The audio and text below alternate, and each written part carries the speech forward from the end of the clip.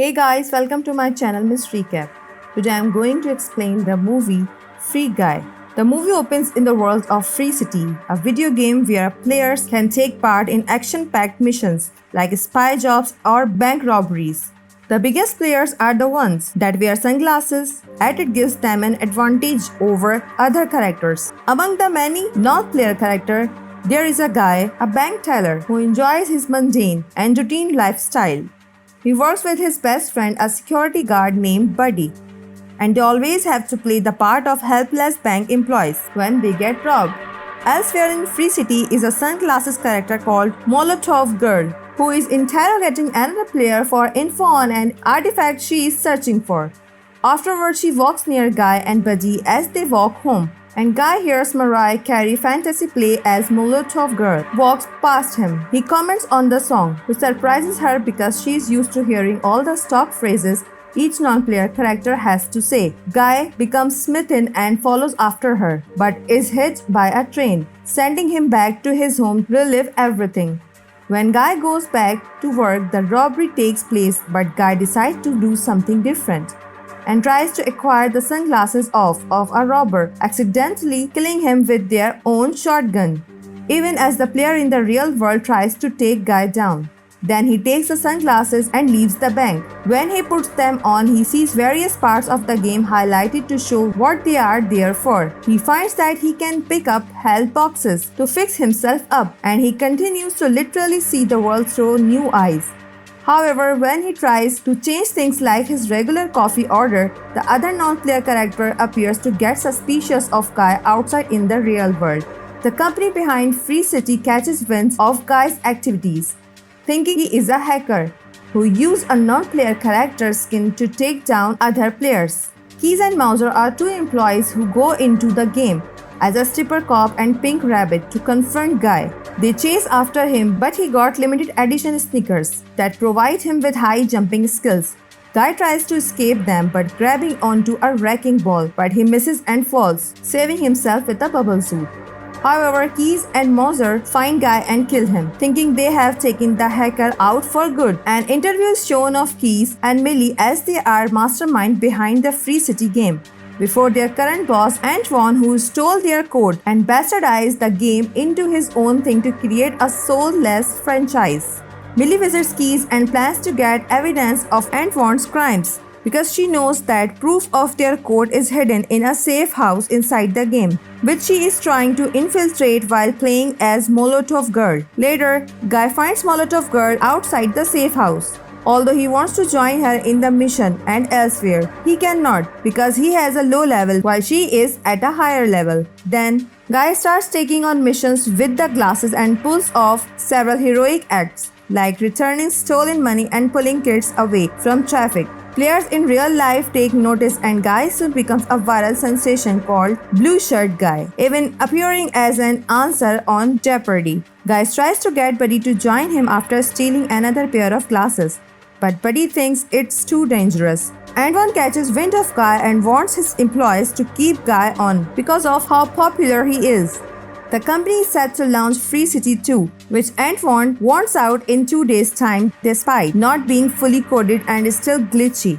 And he makes it worse by telling Keys that the game is not backward compatible with the first game, so most of the characters won't return for the sequel. Guy gets to a high enough level that he goes to the safe house while Millie makes an attempt to get in there, just as she is almost killed. Guy crashes through on a motorcycle and helps her fight off the villains before escaping on a hang glider.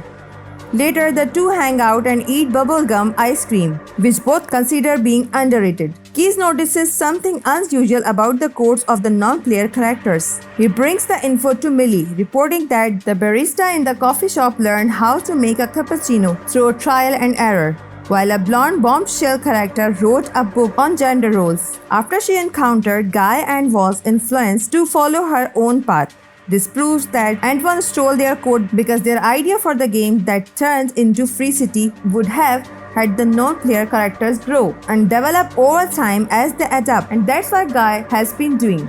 He also warns Millie that the current world of Free City will be lost once the sequel launches. Millie goes back into the game to bring Guy to the central hub, where other players gather, revealing to him that he is just a character in a video game. Once the realization hits him, Guy goes into a funk and loses his cheerful demeanor. He goes to Buddy's house to talk to him about his newfound existential crisis, and Buddy attempts to cheer him up by assuring him that the moment they are experiencing together is real.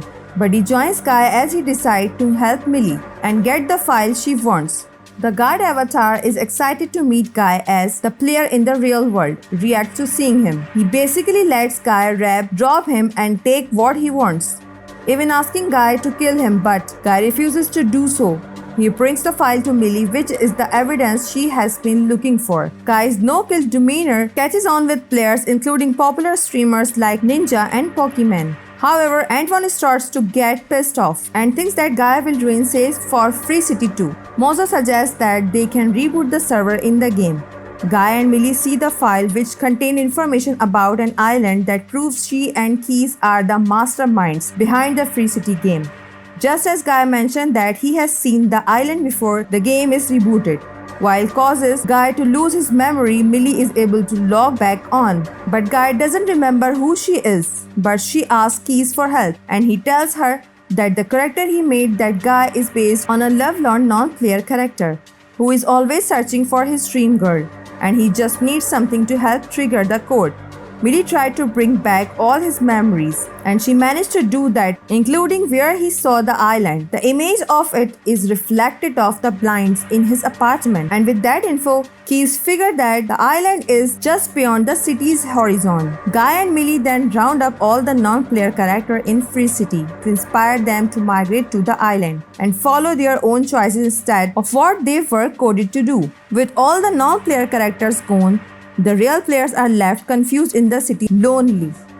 Antoine soon catches wind of Molotov Girl and learns that Millie is involved. He orders Mauser to delete her and Guy for good. Mauser starts to manipulate the game's environment as Guy tries driving them outside the city. Players all over the world are turned into a watch the saga unfolds. Keys intervenes and helps create a ramp to escape the destruction, all while the rest watch from afar. They make it to the beach, but Molotov Girl starts to get deleted, while Keys helps create a bridge from them. Antoine then launches Dude, that is a bigger, stronger, dumber version of Guy that is not fully finished, but is Antoine's last-ditch effort to get rid of Guy. Buddy arrives to help, while Guy gets tossed around by Dude, but they can't stop the Dude. Guy takes sunglasses, who is able to conjure up Captain America's shield, which surprises Chris Evans watching in a cafe. However, Dude nearly overpowers Guy until he puts the glasses on Dude, who now sees the world as Guy does.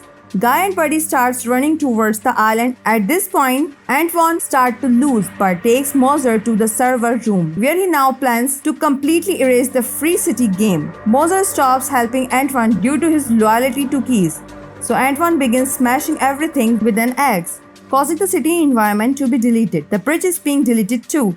The Buddy doesn't make it far until he is also deleted, but he tells Guy that he had the best day of his life thanks to him. Guy runs fast enough until he finally breaks through the barrier and makes it to the island, which is then revealed to the non-player characters and the player in the real world. Millie makes it to the almost totally destroyed server room and makes a deal with Antoine to let her have the code to the game, while he can keep the Free City name for sequel and spin-offs. Soon, Free City 2 launches to abysmal sales, and Antoine starts to face heavy scrutiny at work and in the media. The friends develop a new game called Free Life, making the game they always wanted to make with more expansive environments and details. Now being more dedicated to the game, Millie must break up with Guy, but he completely understands and parts amicably with her. Millie then watches a video playback of Keys, describing that Guy's character was always going to fall in love with Molotov Girl, because he created the algorithm for his attraction to her based on his own love for Billy. She realizes this and goes to see him in the town. Back in the game, Guy and Dude have become friends, but Guy misses Buddy. It turns out Buddy was brought back to life in the game,